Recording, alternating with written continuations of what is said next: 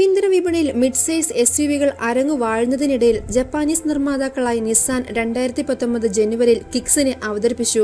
ഇതേസമയം തന്നെയാണ് ടാറ്റ ഹാരിയറും അരങ്ങേറ്റം കുറിക്കുന്നത് എന്നത് ശ്രദ്ധേയം. ടെറാനോയിലൂടെ രാജ്യത്ത് തെളിയിക്കപ്പെട്ട എഞ്ചിൻ ലൈനപ്പും അതോടൊപ്പം അതേ പ്ലാറ്റ്ഫോമിൽ അധിഷ്ഠിതമായിരുന്നിട്ടും കിക്സിന് രാജ്യത്ത് ഒരു പുത്തൻ മോഡലിനെ തന്നെ അവതരിപ്പിക്കാൻ ബ്രാൻഡിന് സാധിച്ചു എന്നതാണ് വാസ്തവം. എന്നാൽ കഴിഞ്ഞ 15 മാസമായി അതിന്റെ വിൽപ്പന കണക്കുകൾ നിസാനെ തൃപ്തിപ്പെടുത്തുന്നത് ആയിരുന്നില്ല.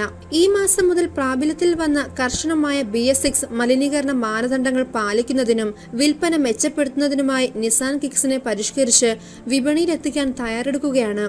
ഇതിൽ ശ്രദ്ധേയമായ കാര്യമെന്തെന്നാൽ ഈ ശ്രേണിയിലെ ഏറ്റവും ശക്തമായ എഞ്ചിനാകും വരാനിരിക്കുന്ന കിക്സിൽ.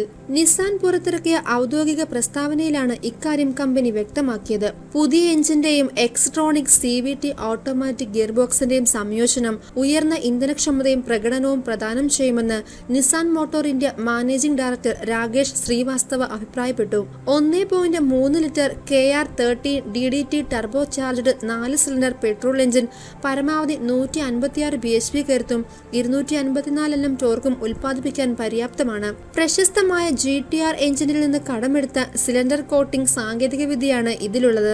മികച്ച എഞ്ചിൻ കാര്യക്ഷമതയും ഉയർന്ന ഇന്ധനക്ഷമതയും അതനുസരിച്ചുള്ള പ്രകടനവും നിസാൻ പ്രാപ്തമാക്കുന്നു. എക്സ്ട്രോണിക് CVT അതിന്റെ സെഗ്മെന്റിലെ മികച്ച പ്രകടനം കാഴ്ചവെക്കുന്ന ഓട്ടോമാറ്റിക് ഗിയർബോക്സ് ആണെന്നും കമ്പനി അവകാശപ്പെടുന്നു. മാനുവൽ ഗിയർബോക്സ് പോലുള്ള ഡ്രൈവിംഗ് അനുഭവം നൽകുന്ന 8-ഘട്ട M മോഡ് ഇതിൽ അവതരിപ്പിക്കുന്നു.